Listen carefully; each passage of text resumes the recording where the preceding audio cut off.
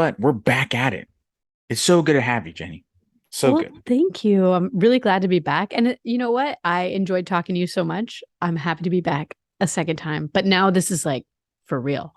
This is for real, for real. And Yeah, the cool thing is that we're both having spicy water, as we they are. say.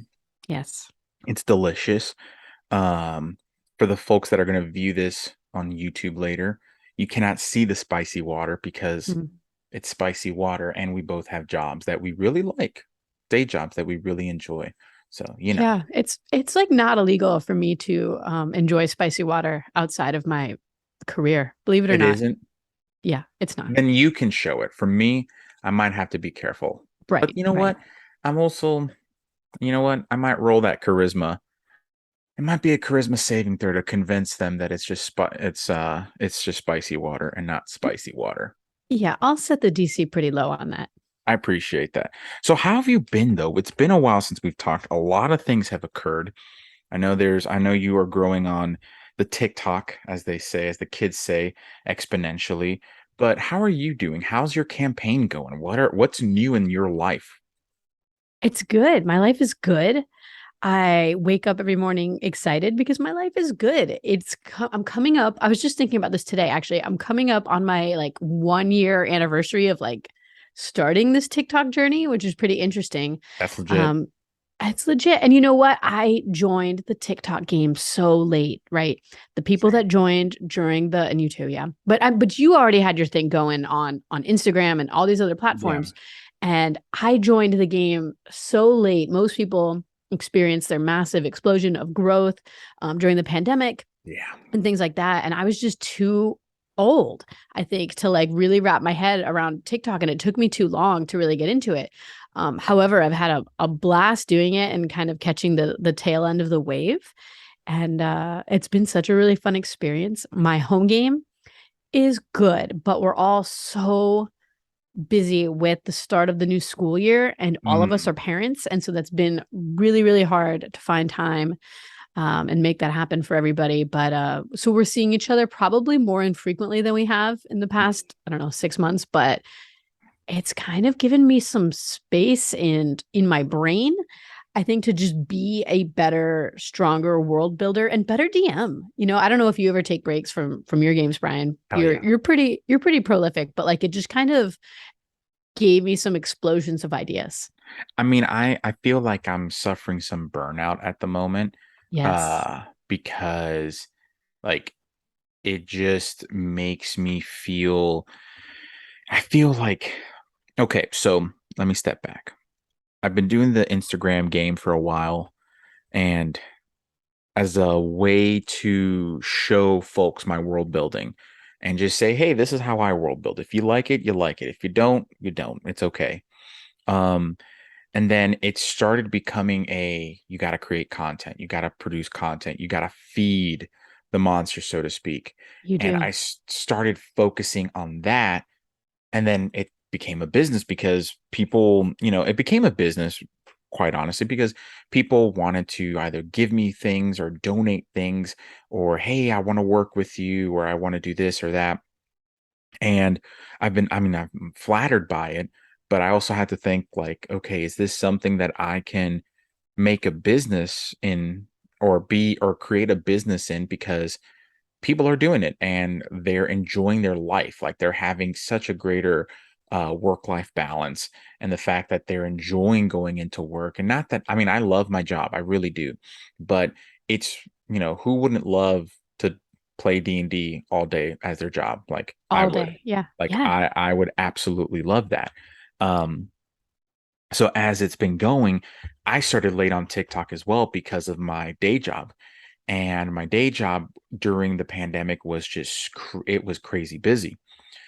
And for lack of, well, you can find me on LinkedIn, so it's not really like crazy. Oh, But we're gonna connect on LinkedIn. yes, we have to, because I have the bearded nerd side and I have the LinkedIn side. Ooh. I gotta, ooh, woo. No, I'm kidding. That's for my weeb fans out there.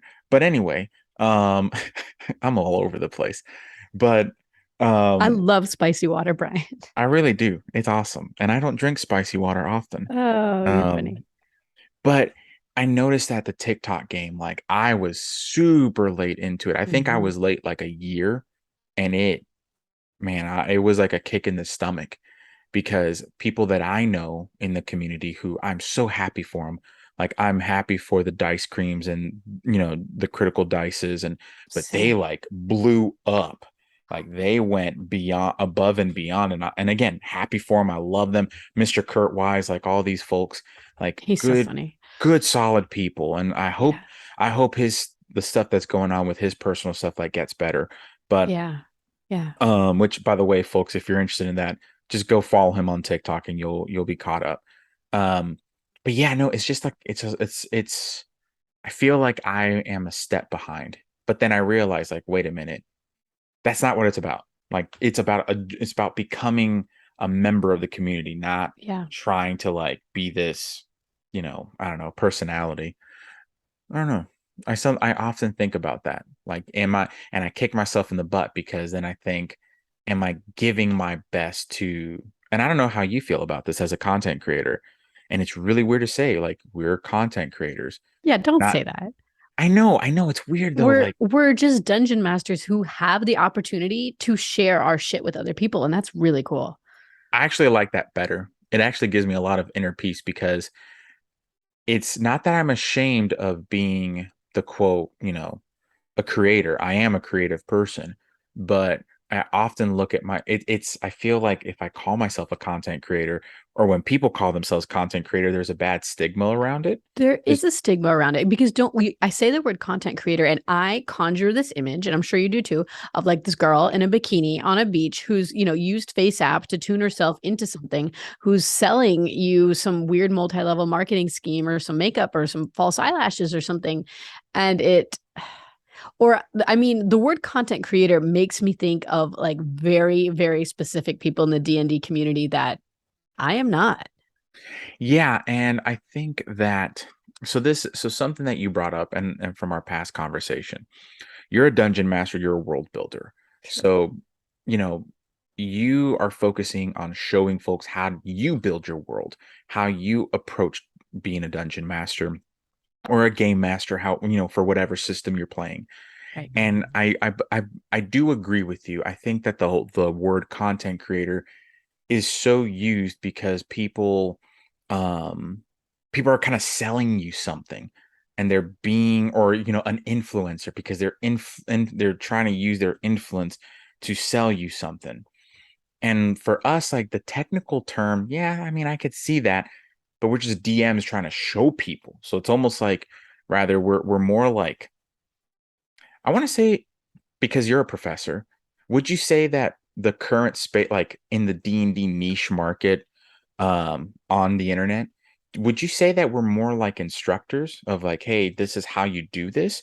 Or would you say that we're more like kind of like that vlogger where it's like, here is a journey and a look into what we do. If you like it, go for it. Man, What's been your personal experience? I would say it's more like a micro educator, right? And Mm, micro motivator. Because okay, I can't, in a 60-second TikTok, I can't teach you the ins and outs of how to have the confidence to be a dungeon master. I can true. give you a 60-second tip.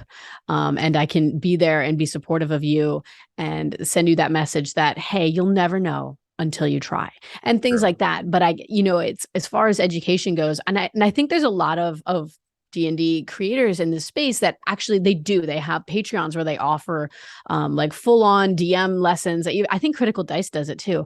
They offer full on lessons and things like that. DM Inspo has a whole Patreon dedicated to teaching people how to be a DM. And so I think I'm more of a micro educator, more of a micro motivator. And maybe one day I could work myself into like a D&D education space. But I don't know if it's there yet, but that would be a really, really cool goal.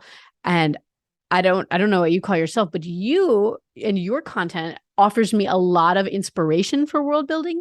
And so while I don't go, oh, that's how I would do it, what I do take away from a lot of your posts, I go, oh, what if I did that, but I tweaked the right? And Mhm. so I get a lot of that from your posts, and your posts even get me fired up on world building. So stop it. I have stuff to do, Brian.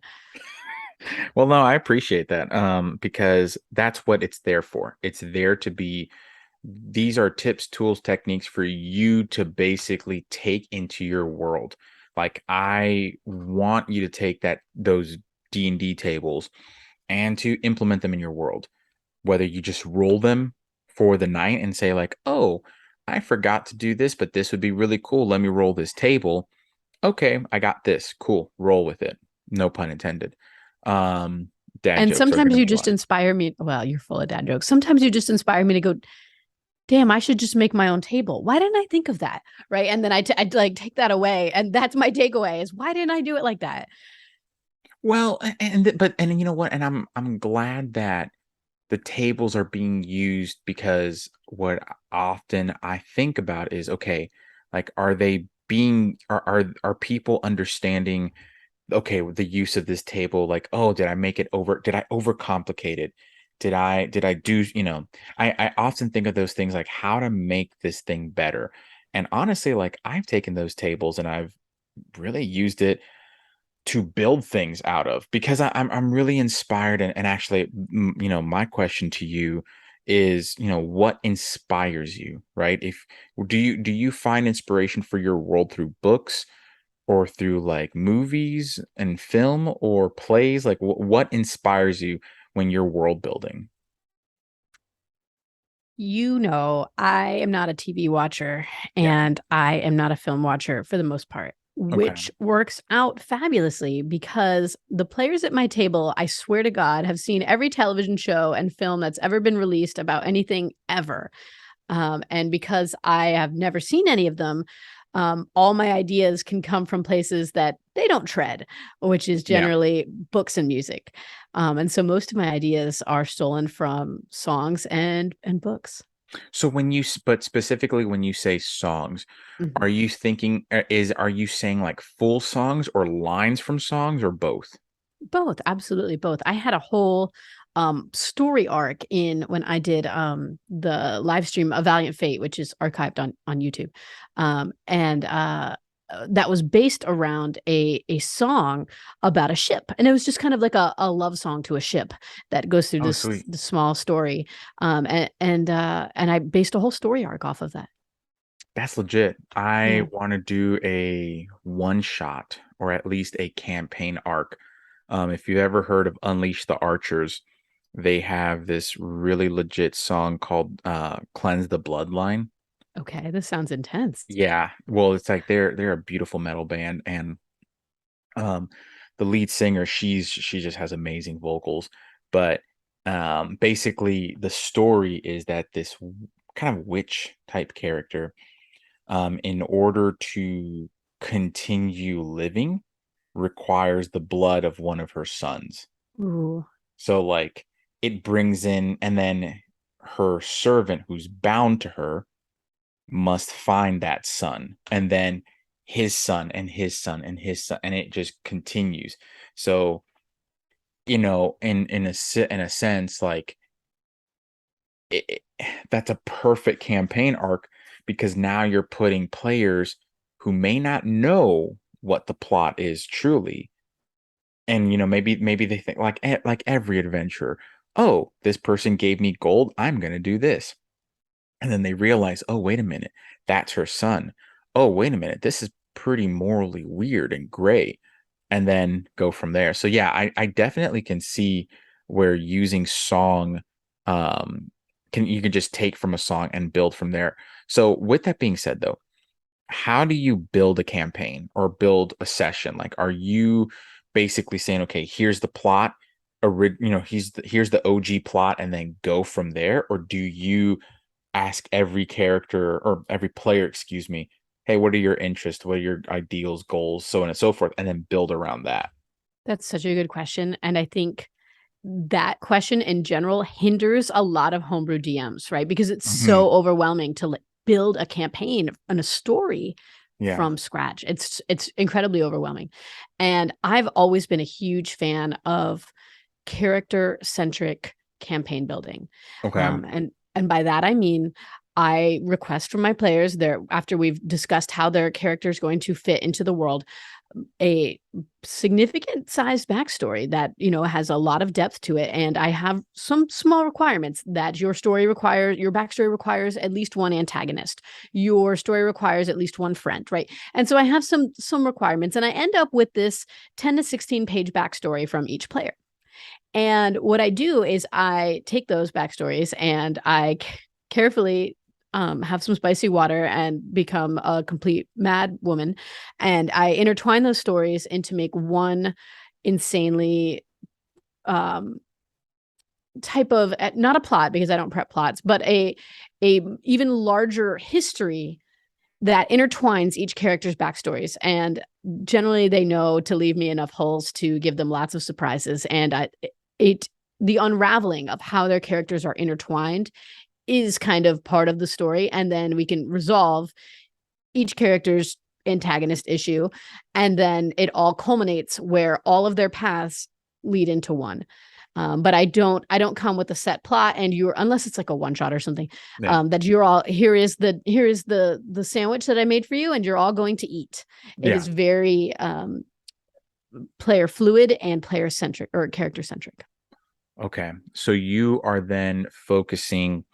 So to make sure I understand this correctly, you center everything around the character and that development, whether you have like your plot hook here, right? You're like, oh, there's stuff that's going on in the world. If you want to go to it, you can, but if you don't, that's your choice too. So is that kind of what you do?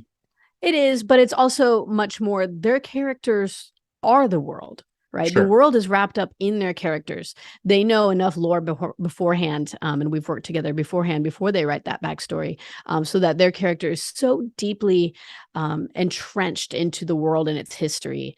They are intertwined with my unique pantheon and things of that nature. And their characters are the stories. Okay. I like that.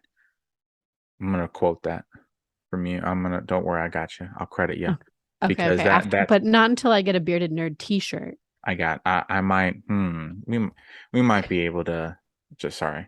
I was gonna try to twirl it like a BBG, but not this time. Yeah, No, you're looking very Snidely Whiplash. I am. I'm trying to. I'm trying to. This is the spicy water now makes me the BBG. Yes. I feel I'm like that Dr. Jekyll, Mr. Hyde. I'm usually like the paladin by day, but when I have the spicy water, I'm the warlock. Noted. No, but as soon as that baby goes to bed, you're another guy. Exactly. Yeah, I have to be the paladin when she's asleep and when she's awake, but specifically when she's awake. When she's asleep, I can be the warlock and I can try to create experiments. And I don't know.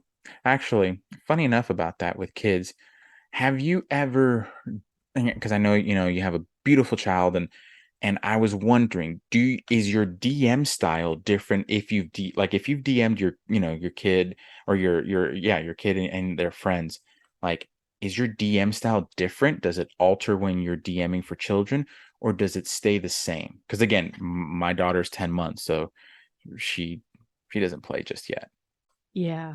My son he's only 4, so he doesn't play yet either. But we do have a nightly routine that involves, we make up a story. And each story every night comes to several forks in the road where he chooses the outcome of which way the fork goes, because that's just a fun way to do storytelling in general anyway. And it keeps him involved, and at least he's listening. And it's not like he's going to go to sleep ever anyway, because he's 4 and 4-year-olds don't sleep. Sure. You'll see. You think your kid doesn't sleep now, just wait. But anyway, so it allows him to kind of have some agency in the storytelling, and that's kind of neat in itself. But it's always like the most chaotic choice. Of course. For a 4-year-old, so, right. Just saying. So yeah, it's different. But I play in real life. I play Dungeons and Dragons with a bunch of adults, and we have a bunch of heavy adult dark themes in our stories. Well, let me address something though, because like something that I do want to make sure I think I would still say that you're playing D&D with your son, even though it's not D&D, because what D&D is to me is just a storytelling game. It is. It's just, you have dice to make certain rulings, Yeah. but in reality, it's a storytelling game. Hence the reason, like, the rules and mechanics of D&D, to me, aren't necessarily set in stone. Like, And they're not even necessary to play. no, they're not. And It's just gravity. That's all it is. it is. Yeah. That's perfect. Like, it really is gravity because That's it. you're not. So, what I've noticed with other TTRPGs and really any other war game, their rules are hard set. Like Warhammer Fantasy, Warhammer 40K, right? Being the role play aspect of the miniature game. Right. Um, they have rules that are hard set. Like it has to be this in this doing this. Um, and I feel like Dungeons and Dragons doesn't do that. It basically says here's a bunch of rules. If you see the camera, so all these are just rules that you can maybe play by. Like one D&D, and actually I would love to get your thought on one D&D. One D&D basically just solidified, hey, we're officially saying that there are no quote hard set rules. That's my interpretation. Because They've really been saying that all along. The DMG says that like every 6 paragraphs is like, yeah, but actually those are what this book says, but it's yeah, actually just up to your DM. yep, And the player's handbook says that too, which I think is great for some people, but also, boy, that's just more and more and more work on the DM, yeah, which is, the biggest hindrance to people being a dungeon master is the amount of work involved. I agree. I think that so this is the predicament with one D&D. I Mhm. love the concept so far. I really love what they've done for player character creation for the players. Removing some of the racial bonuses, okay, that's fine. We saw that in Tasha's. Um, Taking a feat because of your background, like if you're a thief, thief background or noble background, you get this type of feat. That's cool. I like That's that. cool. Yep. I Um, like any type of character customization. I'm into it. and I think this is my hunch. So, when Pull the Lever DM hears this, please text me, Joe, and let me know if I'm right because the last episode I told him something and he was like, "Damn, you're spot on." So, Joe, I'm looking at you.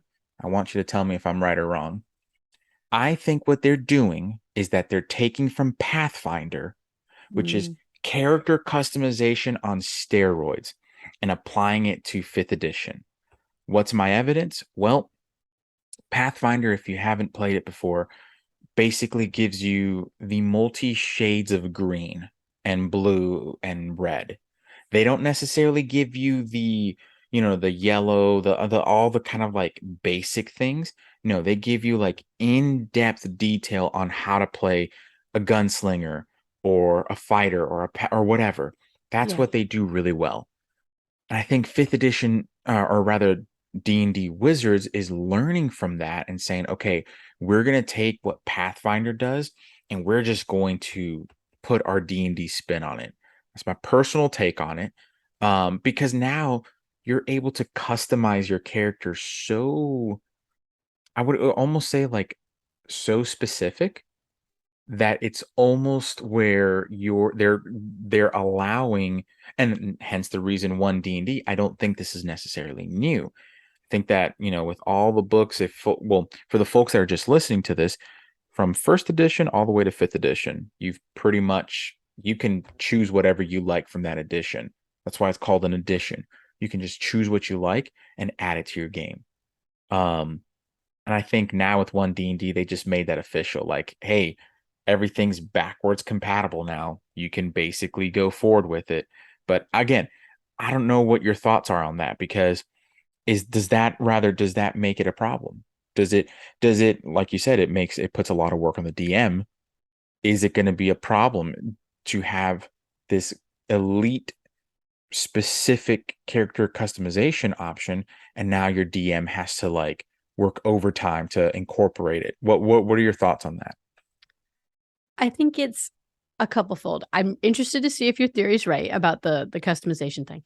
Um, and I think it makes sense, especially considering they now have so much data that they have access to now that they have D&D Beyond, True. right? That they can see how D&D players are spending their time, right? And they're not spending their time making homebrew spells and homebrew feats and True. homebrew backgrounds. They're sitting there doing character customization and having 500 characters sitting in their I don't know, what do you call it, your roster of unused characters, Yeah. and making and having new character ideas and new character ideas and new character ideas.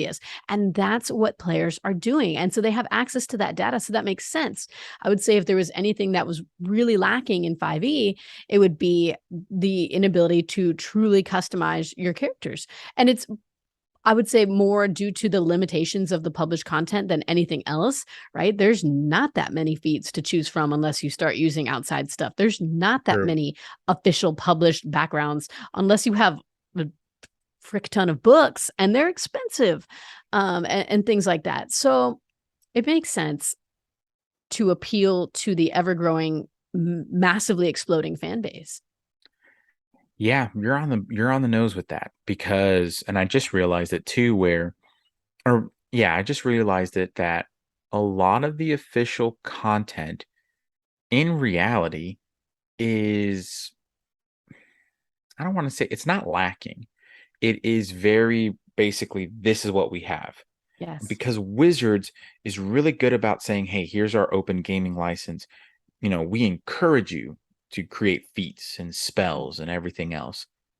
Like, we start using that as dungeon masters because, let's be honest, until the most recent purchase of, you know, D&D Beyond and everything like that, it really has made it a bit difficult to justify, okay, do I pay for the book and Yes. for the virtual component Yes. Yes. versus like, oh, I'm going to pay $50-$60 and now I get both. Like, that was a beautiful design and I'm very thankful for that because, $10 more for a book that I'm going to buy and I get the virtual component, awesome. Um, but yeah, no, I think you're right on that where DMs are the ones homebrewing. Let's be honest. Like, we're the ones that are homebrewing the spells, homebrewing the feats, creating factions and guilds, and creating a mechanical component to it. Like, Yes. they're why And okay, DMs are few and farther between. They're not the people that are actually buying these books that they're putting out. It's players. And that's why so many of their, campaign books read like a book because yeah, it's really the players are buying them. you're right. And then funny enough, this like the modules are for it's almost like the players are buying the modules, and then the DMs are buying the supplement guides, like the Yep. Tasha's and the this Yes. and Yes. the, what is it, Tasha's, um trying to remember what's the newest one that came out. Oh, I remember. Well, here's a perfect example. Players are buying Spelljammer, Yep. and like DMs and players are buying Dragonlance, but a bunch of DMs bought Tasha's. Like, I think every But person, you had to, right? yeah, In order to keep current with what the players want to do, you had to. well, and funny that you mentioned that Tasha's introduced that racial bonus thing. Like, just because you're a dwarf, you don't have to take, if you don't want to take the, I think it's the what, +2 or +1 in Constitution or whatever it is. Like, okay, you can put it somewhere else if you want. They changed that rule, and a Yeah. dungeon master had to have that so that they knew what was going to happen. Yes. Um, but I don't know. I'm not hesitant. I do like the idea of one D&D. I am very cautious to see how it actually is implemented by the community because, as we know, at least what I've experienced, like in the community, you either have people who are, it's like there's no one in the middle. It's always like, Right. I love this or I hate this. I know. It's interesting to see like the outrage over some things when it's like, well, just don't do that. Just don't use that. Right. Like, Yeah. which is an easy enough answer. There are some things that I'm interested to see how it plays out, like things that maybe I need to play test with a little bit more, or maybe things that I'm hesitant to try. And then I sit back and I need to reconcile with myself, like, do I not use this because I don't think it'll fit in this game correctly, the way at least I play, or am I just old? For example, like the automatic success with a 20 in an ability check or something like that, Yeah. that they've been tossing around for one D&D. But I very few of my skill checks that I ever ask for are ever a success or fail. It's like a gradient, right? Yeah. Where there's things that are different levels of success and different levels of fail. And then there's something in Same. between where maybe Same. nothing happens at all. So this idea of automatic success is, how does that fit into my play style? And I have to sit back and I have to really think about that and how I would run that. Or if I come now to like a group of players that only play one D&D, and they expect an automatic, so now now is it a homebrew rule in my game where things aren't automatic? It's a gradient, and so that has to be like a table discussion. Yeah. It'll be interesting how that plays out in the future. Do you do that? Do you do success on a gradient, or you do success Hell yeah. fail? Yeah. It's a gradient because this is the Yeah. thing. So here's an example that I like to use. Um, the classic bard trying to convince the king to be the king, right? Right. So how I would treat that, if they got a natural 20, Yeah. okay, that I basically would say that it's a very convincing argument. And instead of being the king, you're going to be the court minstrel. You'll be the Right. court, like you are now a member of the court, which is very hard to do, Mhm. especially if you're not of noble background. Right. And So and if you run it as like best case scenario, then which is often how I run like a great success is best case when it's an impossible thing, then it's best case scenario, which is in this instance, the king laughs at you and thinks that's a really good joke and slaps you on the back instead of beheading you. exactly, like you're okay, like you're gonna ruin 1,000 years of monarch, of a monarchy. No, or what you could do is say, Yeah. oh, you're the king now. You're a level 5 bard and you're the king. Okay. You have a Okay. ceremony, and then now guess what? Your character's goal, or whatever you want to call it, Yeah. you have to rule a kingdom. And now you have to go. Now I would convert it to be a political intrigue campaign, where Oh now my you have to God. protect yourself from backstabbing, from poisoning, from all the things that would occur. Or, oh, now a bard is the king of whatever country. Oh, now other countries are going to invade. Like those are the power plays that would happen, right? Yeah. Yeah. But no That's one what has I time would for do. that. So I could not make that happen. I would do it because I would want I'm gonna probably say something kind of controversial to my audience. I think as a dungeon master, you have the ability to say no, right? Obviously. No is a complete sentence, not only Sure. in the world of Dungeons and Dragons, but in life. Thank you. Thank Dun you. like I preach that all the time. You don't have to be a yes and DM. There's like such a culture that the DM has to say yes and otherwise they're toxic. But it's like, what about no, but is exact a I complete like sentence that. too. I like that. You don't have, yeah, I like that. It's yes and or no but. Like Yeah. use that depending on the situation. Yes. Um I just I don't think, and actually with the one D&D thing, the natural 20 doesn't apply to us. That whole skill check doesn't apply to us, which I find dumb because It's interesting. why do you, so you're running, let's say you're running the NPCs. You're Yeah. still playing, but as the Yeah. dungeon master. You're running the NPCs. Why can't the NPC, if they have a natural, if they roll a natural 20, why can't they, whether for good or for bad, why can't they benefit from that? I noticed that with the monsters can't have criticals. I thought that was an interesting one. Well, it also just doesn't make sense. Why would a monster, like, I love the book, and I forget I think the book's title is The Monster The is, monsters know what they're doing, I think. yep. Yeah.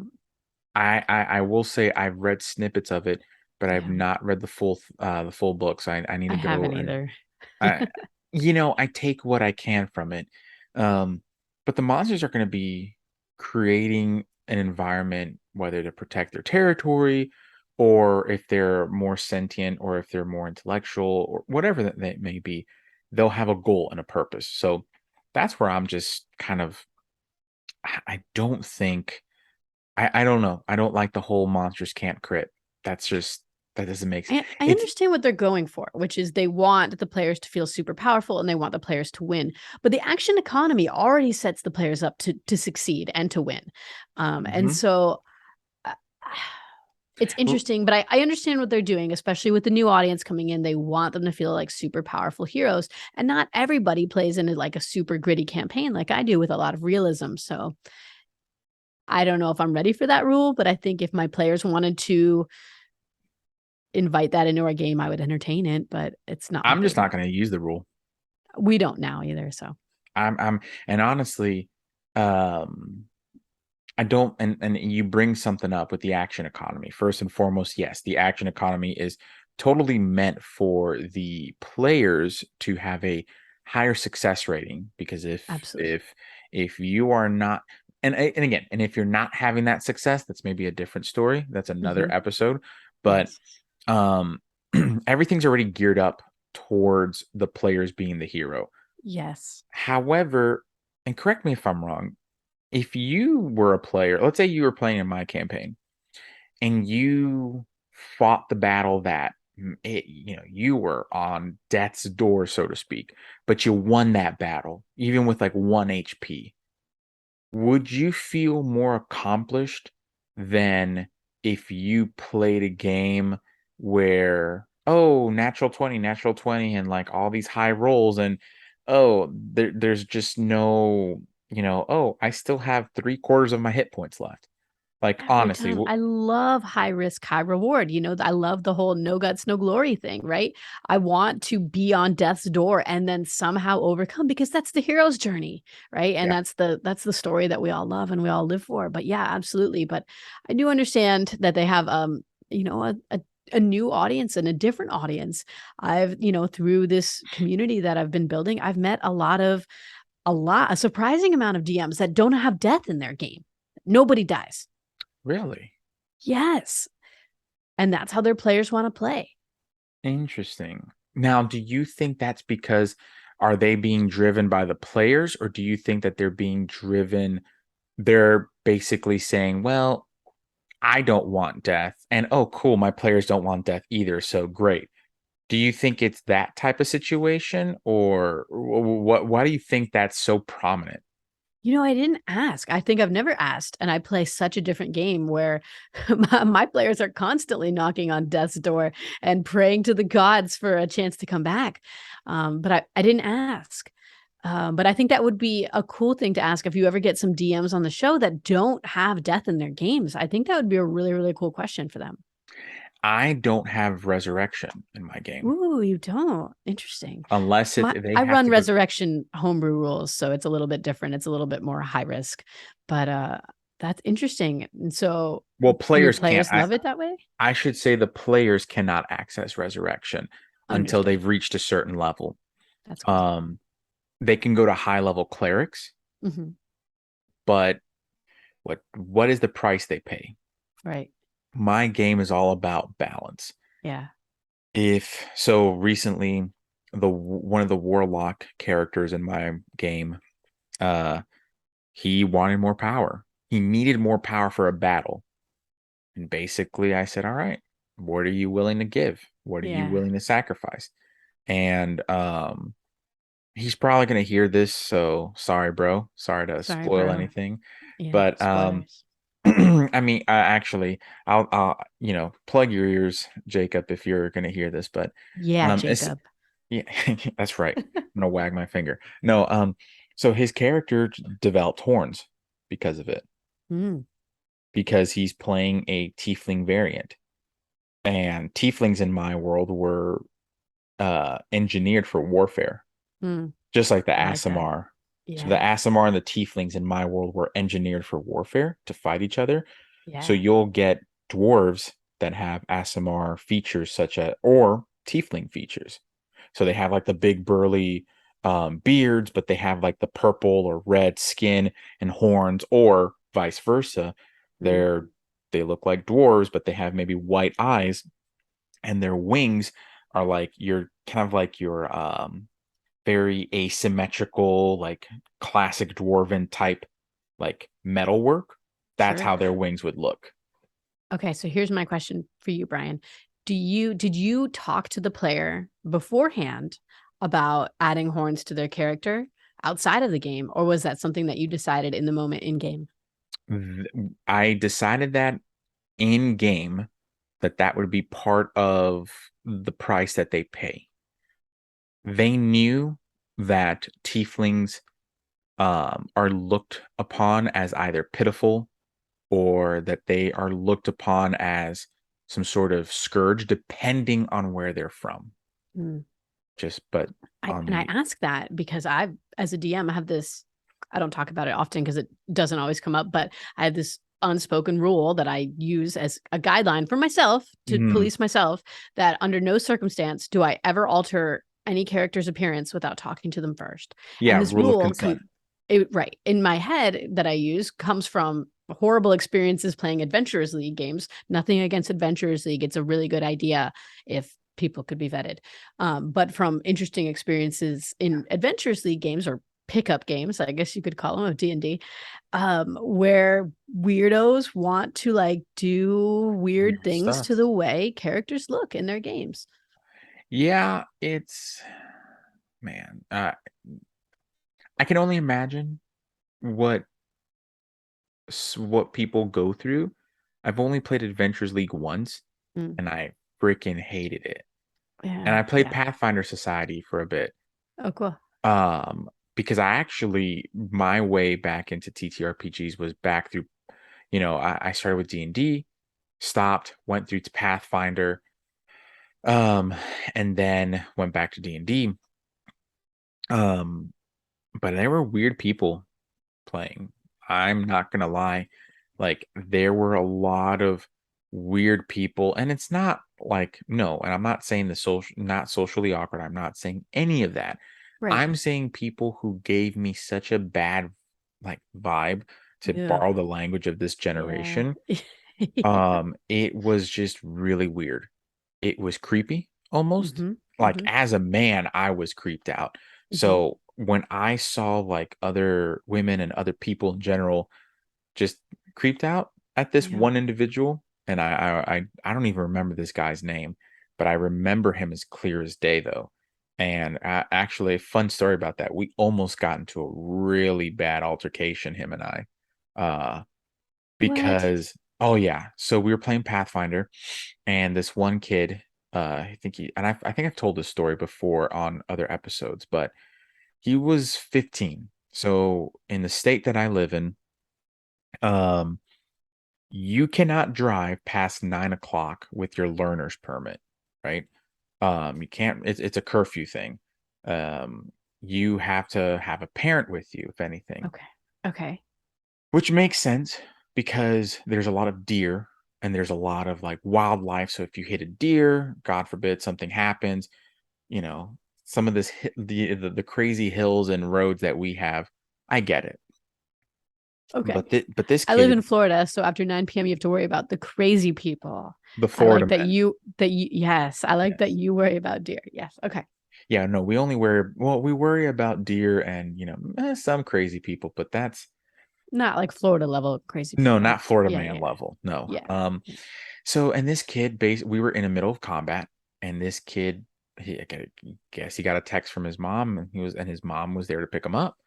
And he was like, "Hey, like I gotta go. My mom's here to, take me home."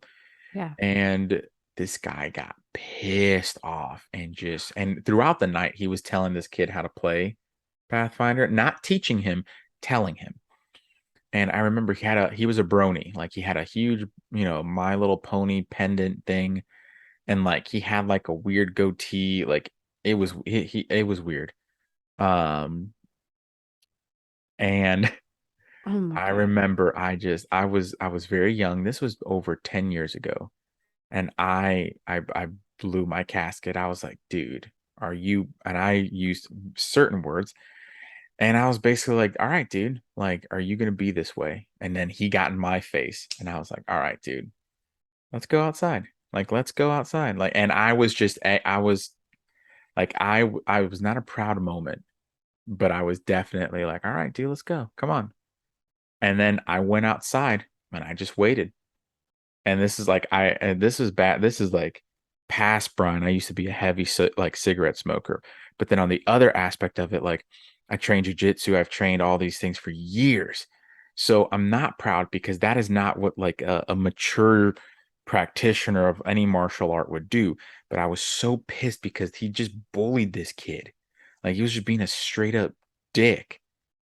And I was just outside ripping a cig and ready, and my best friend John was like, he was playing Magic, and he was like, "Hey, bruv, what's going on?" Because he's from Ireland, so he was like, he's like, "Hey, bruv, what's going on, mate?" Like, blah, blah, blah. What's wrong? And I told him the situation, and he was like, "All right, I'm ready. Let's go." Which again, beautiful thing about the D&D community. We're always there to defend each other, even physically. He never came out, mind you. Things cooled down. He Boo. went home. Yeah, I know. I was like, well, guess I'm just gonna, I really am a troll. I get not a troll, a dwarf. I get hot-headed and I Yeah. just see red. But with that But being you really are a paladin because, you saw the situation, assessed dwarf the paladin, situation, and had to stick up for what was right. I am truly my character. I am truly my OC. Um, but no, I really say that because in this community with what we were talking about Adventures League, like Mhm. great concept, but why Great would you concept. it's just I don't know. It's just weird. Um and again, I say all that because in my personal opinion, we're on, as Galadriel said, we're on the tip of the knife. Like we can go this way or that way. And it's Mhm. like if we feed the one group, that toxic group, because I really do think that there are toxic people everywhere, but for some reason the D&D community has a lot of toxic people. It does. How do you, because again, you've built a huge community on TikTok.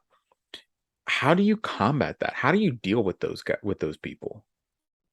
The ones in my comments, it is, you know, I have a lot of experience dealing with it because I'm coming out of the music industry, so I've put a lot of music out there, and so I've put myself out there and my creativity and my work out there a lot, only to get YouTube comments that are disgusting.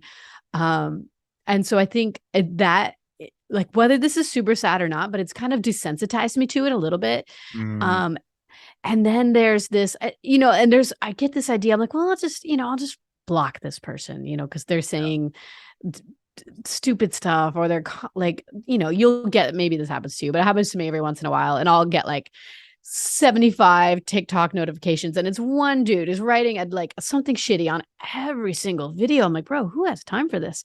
But like, I had that happen to me. mm, Yeah. and so it happens. And I just, I want to go in and block them. But it was actually just recently, last year, I was playing with people who were significantly younger than I am. And they were like, they were talking about, oh gosh, there was some sort of incident on Twitter. And maybe you remember this last year where Gary Gygax's son got into some altercation with somebody on Twitter about, I, I, I I'm sad to say that I wasn't following the story too closely, but I had a lot going on in the Oh time. yeah. I know what you're But, talking about. and then ultimately said something kind of shitty and didn't like their response. And so Gary Gygax's son blocked them or something on Twitter. And I guess that is like the un PC reaction now to block somebody. Like that's not okay. Hmm. But also like, if you're just Twitter's a dumpster fire. oh, Let's be man, honest. isn't it? But I mean, it's TikTok will be the new dumpster fire, right? When Literally. these things sunset, when Facebook has already set, Instagram is setting, right? Yes. Twitter is in some weird place that's overrun by bots that I don't know what's going to happen there. But as these things sunset, more and more people move to TikTok. It will be more of that, and that will happen, and Yeah. that space will have its time and run its course. Um, And so I don't ever really know what the appropriate thing is. Unfortunately, I'm kind of like you, like my gut reaction is like, well, I should make a video response to them and show them how stupid they are to everybody. Or I should pin their comment and everyone can see what a dumbass they are, Hmm. or something like that. And I think just as I get older, I'm slowly but surely getting better at just ignoring it and being thankful that somebody bothered to watch my content in the first place and somebody was engaged enough to leave a comment, however shitty it was. It does boost my TikTok by them leaving a comment there, so I'll just leave it. I I'm getting wish I better knew at it, that. I but wish I it's knew that worse. when I first got that comment from this dude Oh no. who ripped me a new asshole. For what? I mistakenly said that paladins get and actually I was actually correct. Paladins get 6d8 total radiant damage. Okay. That's the max damage they can do. But it does not say, because again, Oath of the Watcher comes from Tasha's from Tasha's. When you are level 7 or 8 where you have improved smite, after a melee attack, you add a d6 or a d8 of radiant damage. Okay. You don't have to expend a spell slot. It's free. It's basically, oh, I hit with this. So let's say you have a great sword or so that's I think 2d6. You roll that, then you roll an extra d8, and that's what I believe the aura or is it an aura or yeah, it's one of the things, but the paladin has it. Basically, from the divine, you gain this. That kind of like I don't want to say cheesy tagline, but the flavor text. Sure. Yep.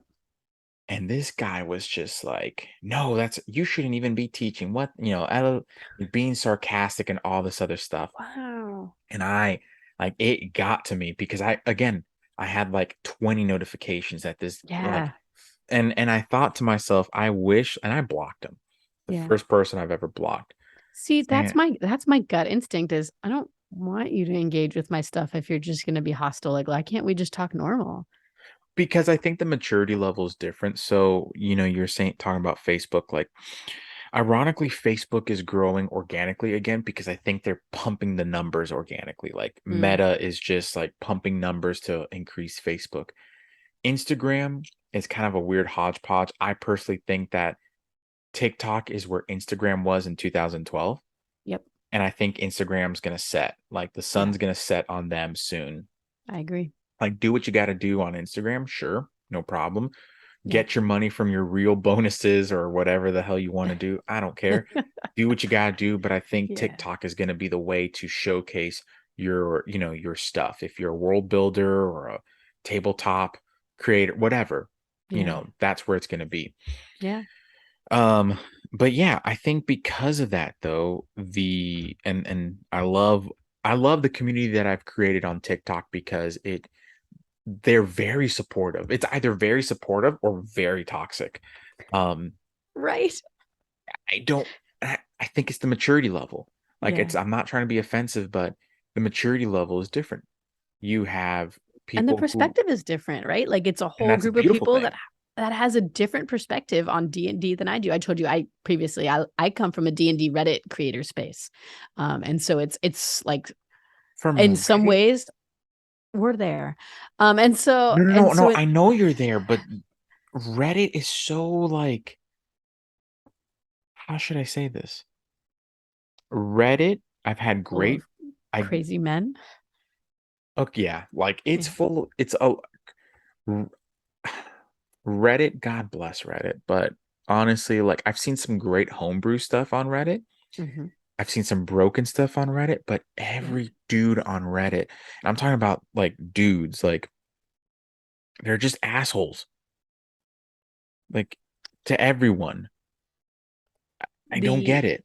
the the best thing about being a creator in a Reddit space where we make D&D stuff is twofold. It's the I guess it's all kind of paired into one. Is kind of the anonymity of it as well True. as the I get treated differently because they don't know I'm a girl. But if they knew I was a girl, they would treat me differently. So could you explain that a little bit more? Because again, I want to be respectful of the topic because I obviously as a male, I don't. Maybe I'm oblivious to that as well, and especially in the Reddit. What do you mean by that? And I'm not trying to be sarcastic. I'm really trying to understand. It's it's a weird conundrum that's really difficult to explain if you don't live it. Okay. And My I can, yeah. and I, when Clubhouse was exploding, one of the chicks that I played D&D with at the time, we were hosting um sessions, I guess, as they're called. I don't know what they're called on Clubhouse. Rooms Yeah, rooms that's on right. Clubhouse, discussing with other female D&D players what it's like to be a female player in D&D, and just some of our like crazy experiences and our creepy experiences. And what was really interesting is that, yeah, we'd pull these girls out of the audience or whatever to come talk with us, but the majority of people that were raising their hands to talk were all men, and they Hmm. wanted to tell us their perspective on women in D&D, which was really fascinating. And we got lots of people that were interested in talking with us, and it was a fascinating time on Clubhouse for its day. I know Clubhouse is like trying to rebrand and relaunch or something, but there was a crazy D&D space there. But the way you're treated in general on the internet as a woman is totally different, especially in spaces like Reddit, that are so heavily male dominated that you can treat them like absolute dog shit and talk to them that way. There are times that if I did post something that was remotely identifying to me being a woman, even in a D&D space, I would get, 5, 6, 7, 12 direct messages that were like, I bet your boyfriend's the DM, and I bet you suck his dick under the table while you play. And it's like, what the fuck? Like, it has absolutely nothing to do with anything. But I would What? just get like tons of messages like that because of the space that Reddit is. You're I making a face, but go in the other room and ask your wife if this is what her experience is like on the internet. And it is. no, I have to because the thing is, well, and like my wife, I know she does not do a lot on the internet Good for anyway. her. Good for her. Yeah, I mean, I think she has a Facebook to like show like she's a part of Facebook groups for like moms and stuff like that. Seriously, I bet her mental health is better because of it. Oh yeah, I've noticed Yeah. that. It's just and see this just confirms why we're going to homeschool our kids and why we're going to remove technology as much as possible. Like this is just a confirmation. I'm all about that. All I want to do is homeschool my kid. Yeah. Yeah. Good for you. This is I see because the thing is like especially now like I never partook in that type of behavior because my mom I was very blessed that my mom and dad raised me like, hey, like that you don't you see, ironically, like, being Cuban, Spaniard, like a lot of people assume that it's like the machismo behavior, but it's not like I never experienced that because my mom and dad were really like balanced in that regard. Like Yeah. my mom and dad both worked. I mean, again, being immigrants and refugees, like that's just they both worked. They Yeah. both hustled, they both did what they had to do. But they also taught me like, okay, hey, like, you know, and especially my mom, like I'm so thankful for she gave me some really good advice of okay, like remember you're always going to go through as a man, like you better not hurt my daughter because of this and that. But on one end, that person, did that father hurt someone else's daughter, right? Did that cycle of pain continue? Yeah. But in addition to that, like you don't want to be the dude who causes the pain. You like don't do that. And plus, like that it's just like my mom and like long story short, it was about honor. It was about that like true, like, okay, like you want to be even if they treat you like dog shit, like don't do that. So for me, I have to say I was very naive to that part of the internet. Like I heard of things, but I didn't know truly, and that's my fault for being naive. But holy shit, I didn't think that they would say shit like that. Oh, Damn. all the time. That's just, but again, I'm like desensitized to it because that's how it is on spaces like Reddit. Um, Yeah, but it shouldn't be. That's the thing though. Like it shouldn't be you people shouldn't say that. And I think, No, of course not. But yeah, there are yeah, a yeah. lot of But I know what you people mean. that struggle to see, women as like human beings. Versus objects, Right.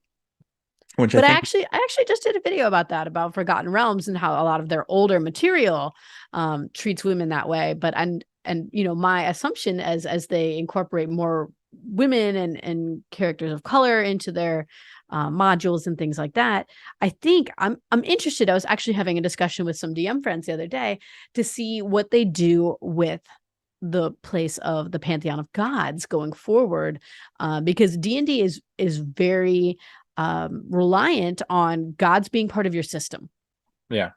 It's very into the lore and the mechanics of the game and divine magic and things like that. But I think as it becomes more mainstream and they mainstream the rest of the game to make it Hmm. incredibly PC, I'm interested to see what role gods have in their multiverses going forward. Well, in one D&D, they specifically stated that they would have the ability to remove things from lore. So that's Sure. probably going to be what it is. They'll That'll be remove interesting. certain things. Now, I don't necessarily think that's a good idea. And this is where again, I'm a weird DM. If you've ever heard of this campaign setting called Dark Sun, it is Yes. Dark Sun, for the folks that don't know, talks about slavery. Yeah. It talks about those really harsh topics. And I think you still need to talk about that. Like, as someone who is trained as a classic historian, you still need to talk about it. Like, you need to talk about it and the differences of the different types of slavery, right? Like, there was the slavery that occurred in the US based on the things that we already know, which was, driven, and we can go on and on about it, Sure. versus like slavery in the Mongolian Empire when Genghis Khan ruled. Like, that was, and there, that was different. Not saying that they were both, that there was different ethics and morals to it. No, they're both, in my opinion, ethically and morally evil to be a Right. slave, Right. but the motivation was different. So with something like Dark Sun, to challenge a player to say, is this a morally or ethically good thing? And therefore your character is challenged. And then you tell a story around that. And then you fight the evil in Dark Sun. That would have more cultural benefits than if you just took it out and said, nope, this never happened. That's my that's just my opinion. But what do you think about that? What do you think about this kind of branching off into the quote unknown for this, or removing things for the sake of, something? I think the removing things is one thing, and I think they've Hmm. appeased a lot of their new player base Sure. while pissing off the old player base because, their minds are deeply wrapped around some of these pieces of lore. And I think part of the problem though is that they remove these things, but they don't replace these things. And Yeah. the new answer is, well, it's up to your DM. Again, placing more work on the DM, which is fine if you're a homebrew DM, but not everybody is, right? There No. are plenty of DMs that just want to pick up the module and play, Dragon Heist or whatever, and run it through. And I think also there's a table for everybody, right? True. There are plenty of tables that want to have dark topics that have those things, and there are plenty of tables that, again, they don't even have death, right? And they have little light quest, and there are tables that just have beer and pretzel tables and dungeon dive tables, and there's a table for everybody.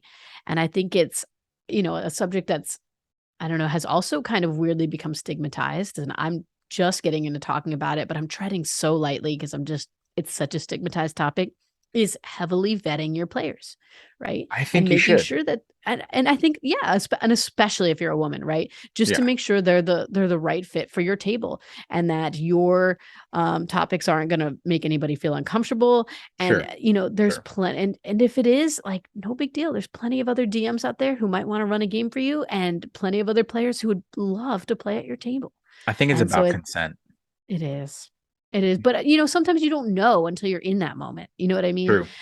So it's so important that you just have some sort of vetting process beforehand, because there's this idea that as the DM, you're responsible for everybody's fun. right? Mm. And you're not. Everybody's a player at this table, and everybody's responsible for fun. It's not solely on the DM. Your DM is not responsible for your fun, everybody. And so it's about having those type of conversations that make sure you're the right fit for the table, and that there are different types of games, and it's not a table for everybody. I really like that. I really like that because what you're, from what I'm understanding, what your thesis in this is, first and foremost, yes, vet, and we're going to talk about vetting players because I think it's so necessary in today's age. Like, you need to, Me right? too. Yeah. Um, because you just really don't know who's out there, and Yeah. not like just from a safety perspective, but from a 80% of the people who are meaning well, but they say something or do something, or hey, you know what, this just isn't for me. Yeah. Like that could be it. Yep. Um, but no, I think yeah, you're responsible for your own joy. You're responsible both in D&D and in life. You're That's true. responsible for your own joy. Like you got to make that move. Like if you don't like something, don't do it. Like and as a dungeon master, my question to you, would you rather someone tell you, "Hey, I'm not having fun," like in the beginning or towards the end of the session or the campaign, or as soon as possible, whatever the time frame is, right? Or would it suck to have someone say, "Hey, you know what, I did not enjoy this campaign and I don't think I'm going to come back." Like I, I don't know about you, but I would rather them tell me now or as soon as Absolutely. possible. Absolutely. Let's oops, sorry. No, you're It's good. not the if it's not the right table for you, then that's fine. Your DM is out there. Your game is out there. The game that you want to play is out there, right? I tell people all the time, D&D is exploding. Yeah, Your it is. game's out there. Critical Match is a Kickstarter that just released recently as of time of recording, and they're basically like the Tinder of matchmaking, like for TTRPGs. Do And what I they do they match people in person or just in online? person and virtual. See, that's cool. That's cool because I was hoping that's what Demiplane was going to be. I don't know if you're Mhm. familiar with that, A little bit. but it just moved online. And then for a long time, Start Playing Games Yeah. was in person and online. And then at the pandemic, they moved exclusively online. And like I don't play online D&D. I mean, I do. I guessed online D&D, but it's Yeah. not the same for me as playing in person. No, it's not the same. And no, so with Critical Match, they basically allow you to find a game in person or virtual based upon certain parameters. Hmm. So, for example, if you want a okay, here's a good example. You want to play 5th edition Dungeons and Dragons, heavy role play, but you only want these type of spaces where it's like let's say it's persons of color, or let's say it's um whatever your comfortability, whatever you want, right? Hmm. Literally the amount of fields and filters are unlimited. I love So that. like you can plug in whatever you want. And let's say, oh, actually, here's a good example. I have a friend of mine who she wants to use the app for her girls' night. Like if for her and her girlfriends, she wants a female dungeon master for her and her girlfriends to basically play D&D once a week in person, drink wine, and have fun. So Okay, she that's that's all I want in the world is an all girl D&D game. and with Critical Match, you'll be able to find it. So I that's can't where wait. like they're in the Kickstarter process now, and it's awesome. But that's what I think.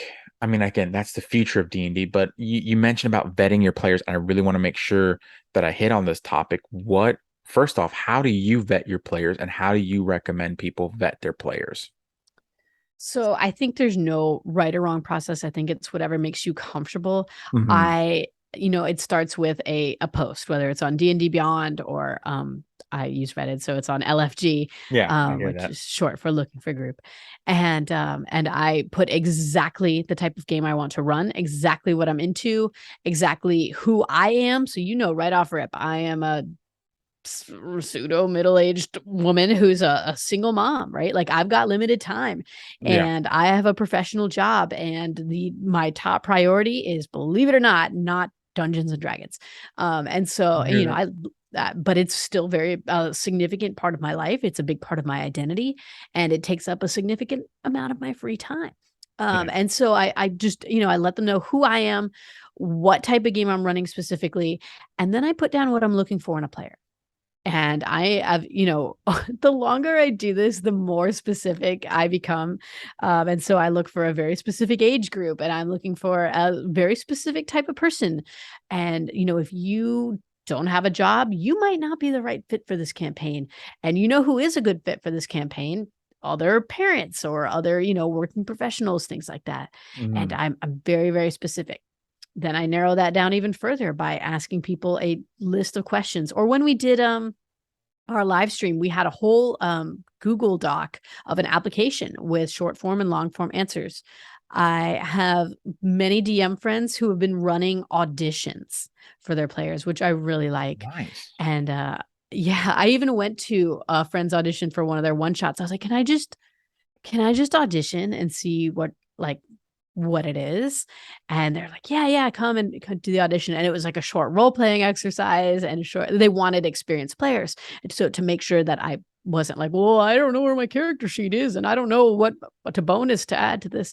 Yeah. Um, and it was a great experience. I really loved it. And then I meet with somebody in person in a public place if they're a Yeah. stranger to me, Yeah. For sure. and especially if they're going to be playing games at my house. And so we meet in a public place where I can get a vibe, and then I look for them on social media to make sure that they're not like some type of Creeps. serial killer that I should know about.